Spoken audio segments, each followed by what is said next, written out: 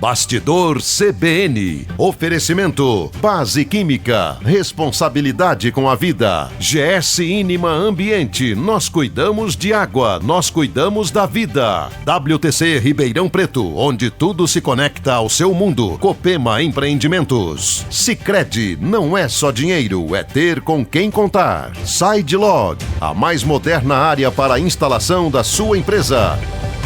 Sábado, você sabe, 11 horas da manhã, depois do Repórter CBN, você tem esse encontro conosco no Bastidor CBN, hoje recebendo mais um convidado especialíssimo, Pedro Bial. Bial, muito obrigado por nos atender e o tema que nós vamos tratar que é extremamente relevante. Muito obrigado pelo convite, pela recepção, Edmo, e sem dúvida, acho que o tema, Isabel Salgado, é uma biografia, uma mulher que não pode ser esquecida, que tem que ser celebrada e é um exemplo aí para nos inspirar para os desafios que a gente enfrenta, o esporte brasileiro e o Brasil. Você sabe que recentemente eu vi inaugurar lá na praia, se não me engano foi Ipanema, no dia do samba, uma estátua do quem foi o sambista? Eu não me lembro. São dois sambistas que inauguraram, colocaram uma estátua lá e esqueceram que tem que pôr uma estátua da Isabel Salgado em Ipanema. O problema da estátua da Isabel é que vão ter que fazer algum tipo de mágica ou tecnologia, porque vai ter que ser uma estátua levitando, porque vai ter que ter ela no ar, assim, pronta para dar uma cortada, parada, fixa no ar, flutuando em levitação eterna. Então, já que você contou essa, eu vou te contar uma dela. Na primeira vez que ela veio jogar em Ribeirão Preto, na Recreativa, havia a hegemonia do Pão de Açúcar e da Sadia no voleibol feminino brasileiro. Sadia com a Ana Moser, com a Ida, Pão de Açúcar com a Ana Lúcia, enfim, naquela época lá. E a Isabel veio jogar em Ribeirão Preto junto com a Jaqueline era levantadora, a Roseli era também da equipe, todas da seleção brasileira, mas sem a pretensão de ganhar da Sadia e do Pão de Açúcar, né? Porém, naquele campeonato paulista, a Recreativa foi à final com a Sadia, tirou o Pão de Açúcar da final. E a Isabel, no último ponto do jogo, para ganhar o campeonato paulista da poderosa Sadia, ela deu uma cortada, a bola pegou no topo da rede e correu a rede, Bial. Ela foi correndo, caiu do outro lado, do lado de fora, e a Sadia foi campeã paulista. Quem segura essa Isabel por causa desse lance? Você imagina? Meu Deus, meu Deus. Não é fácil, não. Bom, Isabel do vôlei da vida. Mas, a propósito, desculpa, Edmo, mas a propósito dessa história que você contou, algo de extraordinário na biografia da Isabel e na dimensão que ela tomou como pessoa, como atleta, como cidadã brasileira, o que é curioso é que ela não é uma atleta que acumulou, colecionou títulos ou grandes vitórias. Ela foi uma pioneira, ela abriu o caminho, mas não necessariamente teve grandes conquistas esportivas. Inclusive, foram alguns momentos em que a torcida aprendeu a perder, aprendeu a valorizar um segundo lugar, aprendeu a valorizar uma classificação. Foi um efeito didático na nossa ignorância esportiva de achar que medalha de prata não é nada. Medalha de prata é muito difícil. Mas, enfim, foi só a propósito de até as derrotas da Isabel revestia de um significado, de um sentido triunfante. Eu vi uma entrevista da Vera Mossa recentemente no Sport TV, contando um pouco da trajetória dela, a vida dela, casamento com o Bernardinho, o Bruninho, enfim, e a vida dela e toda a coisa e tal. E ela contou daquela Olimpíada nos Estados Unidos, que elas ganharam dos Estados Unidos na fase de classificação de 3-0 e depois perderam na hora que não podia perder. Bom, mas segundo consta, vem a vida. Eu acho que a Isabel, por militar um pouquinho ali dentro na área administrativa, em bastidor, ela para estimular a Vera Mossa, que a Vera é uma senhora, uma dama, né? É uma lady dentro da quadra. E a Jaqueline, É uma loucura, você conhece a Jaqueline. Então você imagina esses dois polos que a Isabel tinha que administrar para levar aquele time. E ela administrava e bem. Administrava, Você está descrevendo uma bailarina clássica e uma trombadinha, exatamente. Né? Era uma trombadinha. Exatamente. E ela nesse vídeo com a Vera Mossa, ela conta que o pessoal queria a roupa delas, não tinha hoje, igual as equipes têm, um uniforme infinito disponível para venda, para dar de presente, não era nada daquilo. Você tinha que lavar sua roupa para você após o jogo, porque senão não ia ter o uniforme para o próximo jogo, né? E a Jaqueline, depois do campeonato, dizendo que o povo nos Estados Unidos ficou louco querendo a roupa delas, e elas começaram a vender parte das roupas dela, peça por peça das roupas dela para ganhar uma grana. Olha onde a Jaqueline fala. Isso, aí chegou a polícia. Aí chegou a polícia e falou: o que vocês estão. Quer dizer, falou alguma coisa pra Jaqueline. A Jaqueline se assustou, não entendeu bem o que a. Saíram correndo. Falou. Saíram correndo. A Isabel pegou e saiu correndo, as duas saíram correndo. Não, é brincadeira, vou te falar uma coisa. Mas vamos lá. Isabel do Vôlei da Vida, a onda mais alta de Ipanema. Por que esse título?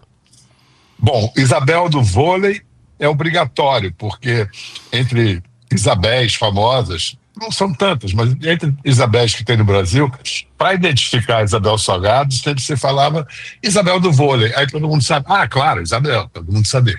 Então, para identificar, ao mesmo tempo, quando a gente vai ler a história da Isabel, quando a gente vai conhecer, a gente percebe que o vôlei foi um trampolim, uma plataforma de onde ela se arremessou para uma participação na vida nacional, na vida muito mais ampla, muito além da quadra.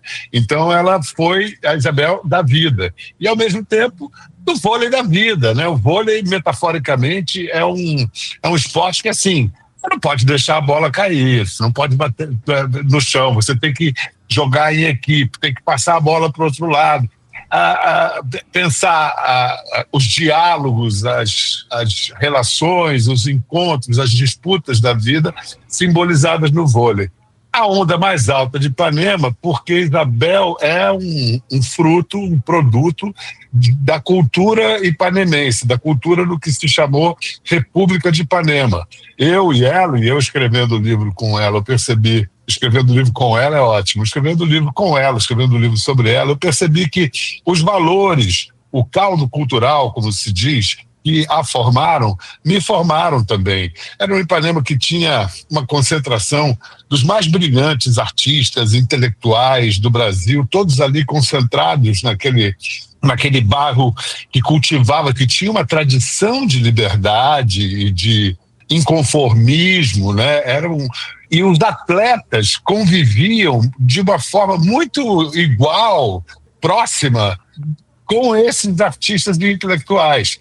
E Ipanema teve várias ondas incríveis. Por exemplo, antes de Isabel, uma mulher que ficou notabilizada por ter mostrado a barriga de grávida foi a Leila Diniz, Sim. que foi uma mulher muito importante para a emancipação feminina no Brasil. Então, a barriga de Isabel jogando grávida tem uma rima com a barriga de Leila Diniz. Aliás, exibida na praia. Tem essa série da Leila Diniz. De Ipanema, mas a onda mais alta, que foi mais longe para o mundo, foi a Isabel. Então, a onda mais alta de Ipanema. Desculpa, falar. Não, perdão, eu que te interrompi.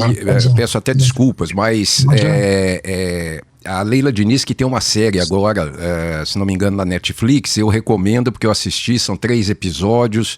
Eu acho que para quem quer entender um pouco desse feminismo, um pouco da evolução da mulher no Brasil, tem que ver isso para saber como é que tudo começou. Até porque isso que você estava falando dessas mulheres de Ipanema, tem um componente aí nesse meio, Bial, que é a ditadura militar. Há que se lembrar disso, né?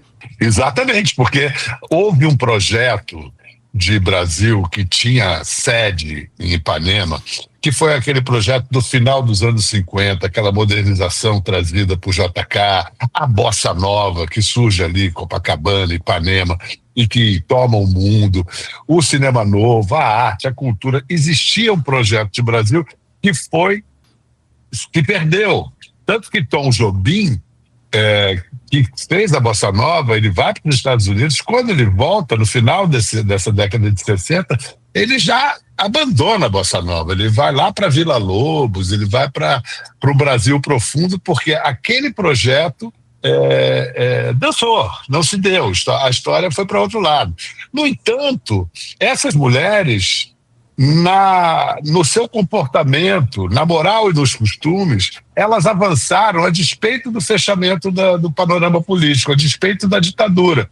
Elas tinham uma liberdade pessoal, individual, de comportamento, de moral, de costumes e de opiniões que não houve ditadura que calasse. Até tentaram. Em alguns casos tiveram que ir para o exílio, como Nara Leão teve que ir para Paris, porque estava sendo ameaçada.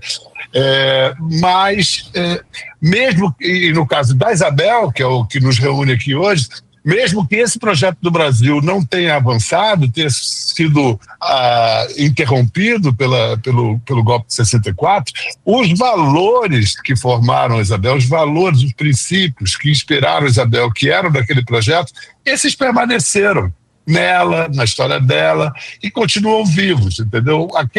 Aquele Brasil morreu, mas as ideias e valores que estavam ali, esses permaneceram vivos nos gestos, na vida da Isabel. Eu costumo dizer que meio brincando, a Vera meio brinca, e eu sou um pouco fantasma, eu levo algumas coisas desse Brasil que morreu, mas essas ideias ainda estão, de certa maneira, assombrando o presente em figuras como a Isabel, e eu me incluo porque eu acho que também fui formado por essas ideias e transformado pela vida e por tudo que aconteceu depois. Eu me permito resumir o que a gente estava falando, dizendo o seguinte: eu acho que a Isabel soube se expressar. Todos os momentos, em meio à ditadura, em meio à Confederação Brasileira de Vôlei, em meio à evolução do vôlei, em meio à TV Bandeirantes, Luciano do Vale, em meio Tem toda a razão. Eu acho que ela é a pessoa que soube se expressar em meio a tudo isso. E ela tinha uma capacidade de comunicação, expressão, era uma comunicadora nata, e a palavra é essa que você usou, é expressão, e expressão de tal forma autêntica, verdadeira, que era livre, mesmo quando não havia liberdade de expressão, não havia o que segurasse a expressão de Isabel. E houve essa coincidência, né? Ela surge, ela se torna uma pessoa pública, ela ganha fama em 82, como você citou, com a grande iniciativa do Luciano do Vale, que sai da Globo e vai transmitir o Mundialito em São Paulo, na Bandeirantes? Na Record. Acho que é Record. Agora eu tenho no livro e eu me esqueci. E aí ela vem, a Ribalta, ela aparece, e ali já é uma ditadura agonizante. 82, 83, 84, movimento das diretas, e ali, assim, já estava desmoralizado aquele regime, caindo de podre. Então ela surge como uma musa, para usar essa palavra, da democratização. Há uma coincidência histórica. Era preciso ter figuras que inspirassem, que simbolizassem esse desejo de liberdade democrática. Sim. E a Isabel serviu a isso de uma maneira totalmente espontânea, né? Não partidária, ela nunca foi de política partidária, ela fazia a micropolítica e atuava também, como você disse, sempre sendo muito clara na sua expressão, nas suas posições, e hábil, né? Hábil. Ela não era de bater de frente, ela contornava, ela ganhava pela inteligência, muito mais do que querer vencer, ela convencia. Eu vou chamar o intervalo e eu vou deixar já a pergunta para você para a volta do intervalo, quer dizer, uma comparação, se é que é possível, da Isabel com Sócrates. Eu estou conversando aqui com Pedro Bial, jornalista, ator, escritor, autor, âncora, apresentador, repórter. Ficar falando aqui, o programa não acaba o programa.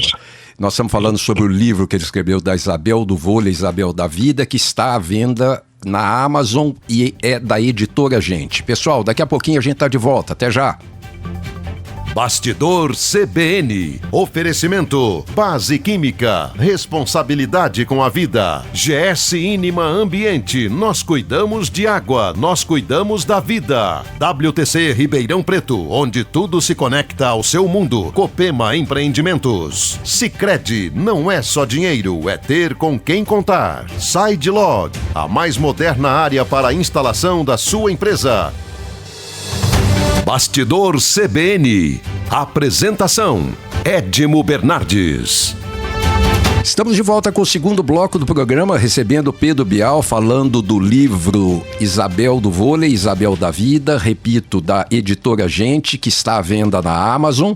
E eu te fiz essa provocação, Bial, o Sócrates com a Isabel em termos de expressão. Edmo, mais uma vez quero agradecer você estar me recebendo aí nesse sábado, nessa manhã de sábado aí, às vésperas do Natal. Muito feliz de falar da Isabel. Eu acho a comparação, o parentesco perfeito.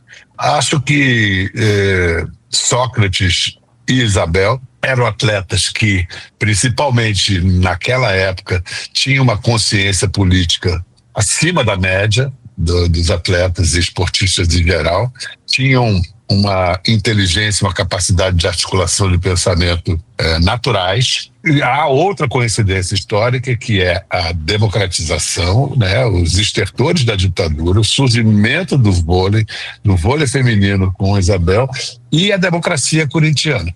Inclusive, no depoimento que o Casagrande, Casão, que também estava na democracia corintiana com o Sócrates, ele diz que, na realidade, a Isabel foi mais uma inspiradora da democracia. Quer dizer, antes da democracia corintiana se expressar como tal, a Isabel já abria essas possibilidades, já fazia essas provocações. A democracia corintiana, naturalmente, teve uma relevância, uma dimensão muito maior, porque, bom, no final, trata-se do Corinthians. Mas o Casão, inclusive, diz assim, sempre que ele ficava, até hoje ele diz assim, que fica na dúvida, assim, qual é a posição correta, para onde eu vou, ele fala assim, em que posição estaria Isabel? O que faria Isabel? É uma espécie de parâmetro moral, assim, do Casão, e que é um cara muito comprometido com causas da liberdade, assim. E o Sócrates é o parceiro perfeito de uma politização do esporte no melhor sentido da palavra. E se botasse um copinho também pros dois, não pegava mal não. Você sabe que quando uma das vezes que a Isabel jogou aqui em Ribeirão Preto, ela um avião em horário de treinar, seriedade, não tinha estrelismo, não tinha absolutamente nada. Posso atestar isso da Isabel, mas acabava o treino, todo dia ia para casa da Ana Lúcia, eu vou usar a expressão se reunir. Eu acho que é mais sensato, assim, se reunir. Coisa que o Sócrates gostaria de participar também, se tivesse. Mas vem que ela não ia no Pinguim tomar um chopp? Não, que isso? Nós não podemos falar isso. Nós não podemos falar isso. Nós estamos falando de um livro, nós estamos falando de um momento cultural, nós não podemos provocar isso. Mas chopp é cultura. Eu sei. Mas a pergunta que vem é a seguinte: a Isabel, como você é amigo dela, você pesquisou a vida dela, ela sabia da importância dela dentro da quadra, quer dizer, ou seja, no jogo, no treino, na entidade política do esporte e fora da quadra, ou seja, na sociedade, nós falamos do feminismo, mas na sociedade de uma maneira geral. Você entende que a Isabel compreendia a função dela no todo? Olha, é uma ótima pergunta, Edmo. Eu acho que sim, que ela tinha consciência da repercussão de suas palavras, de seus gestos, de suas decisões e de suas provocações. Isabel, ela não é que ela levasse isso é um detalhe muito importante, porque quando a pessoa se arroga acreditar nesse personagem, eu sou importante, o que eu falo tem repercussão, cai na armadilha de se levar a sério, de acreditar num personagem em que não atende aos desejos e às causas que ela quer atender. Isabel tinha um senso de humor maravilhoso. Então ela sabia não se levar a sério também. Ela não se deixava pegar por esses rótulos ou nessas armadilhas do ego. Ela sabia que o que ela ia dizer ia ter repercussão, ela sabia da importância dela, mas ela meio que fingia, mas não é fingir, não, ela relativizava isso, achava graça nisso também. Se você me permitir, eu queria dizer que ela agia com simplicidade, era muito simples para ela. Total. E isso era uma coisa anterior à fama e à condição de pessoa pública dela. Ela sempre foi assim. Ela, antes de se tornar, enfim, a Isabel, em Ipanema, nas relações ali da vizinhança, do bairro, ela já era essa pessoa de olhar uma injustiça acontecendo na frente dela, interferir, se meter, falar. Ela não veio a passeio. Ela veio mesmo para... Ela não podia ver uma injustiça, cara. Assim, atravessava a rua para comprar a briga dos outros. Isso aí era a Isabel. A lealdade dela era um negócio tão amplo que a segunda vez que ela veio jogar em Ribeirão Preto, ela aceitou, mas colocando uma condição. Olha, eu estou disputando o Campeonato Brasileiro de Vôlei de Praia. Eu não vou abandonar o Campeonato Brasileiro de Vôlei de Praia. Eu posso ir para Ribeirão desde que eu continue disputando o vôlei de praia. E aquilo foi feito, os calendários, e ela chegava a treinar, por exemplo, de manhã, pegar um avião e ir para determinado lugar, disputar um torneio de vôlei de praia, pegava o avião, voltava para Ribeirão, podia eventualmente perder um treino, mas jogo nunca, e sempre precisa, sempre pontual com aquilo que foi combinado e sempre cumprido por parte dela. Então, é ressaltante, eu não sei, é uma loucura a precisão dela, a honestidade dela. Honestidade, essa é a palavra que estava também na ponta da minha língua. Ela é isso, ela não ia ficar fazendo o jogo no mau sentido, ela jogava para valer.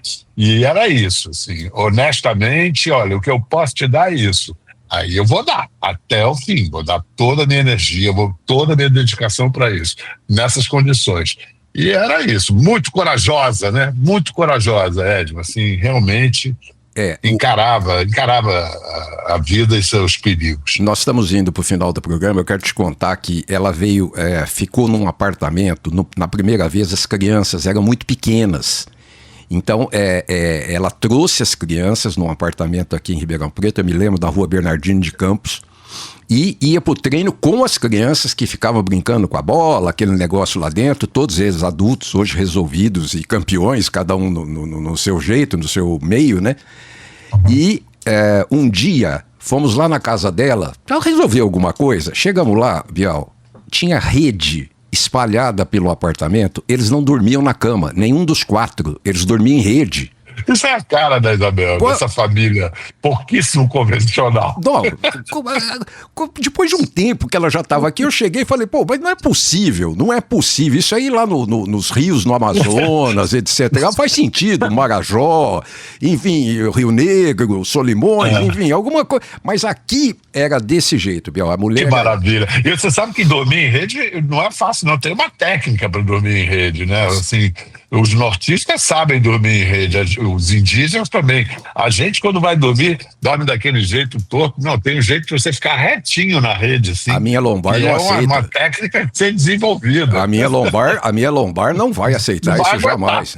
Não, isso é impossível. Olha, muito bom. Eu quero agradecer Pedro Bial nesse sábado, fim de semana antes do Carnaval, no meio do Carnaval do Natal, na próxima semana, essa super gentileza de falar um pouco da Isabel Salgado, e nós estamos falando da Isabel Salgado, porque nós estamos falando do Bial ter escrito o livro Isabel do Vôlei, Isabel da Vida, Isabel do Vôlei, da Vida, da editora Gente, que está à venda na Amazon, em mais algum lugar, Bial?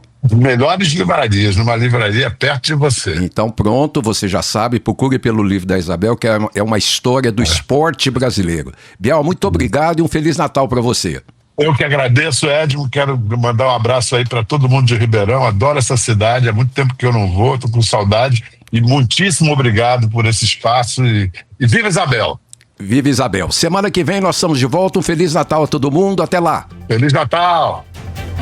Bastidor CBN. Oferecimento Base Química. Responsabilidade com a vida. GS Inima Ambiente. Nós cuidamos de água. Nós cuidamos da vida. WTC Ribeirão Preto, onde tudo se conecta ao seu mundo. Copema Empreendimentos. Sicredi, não é só dinheiro, é ter com quem contar. SideLog, a mais moderna área para a instalação da sua empresa.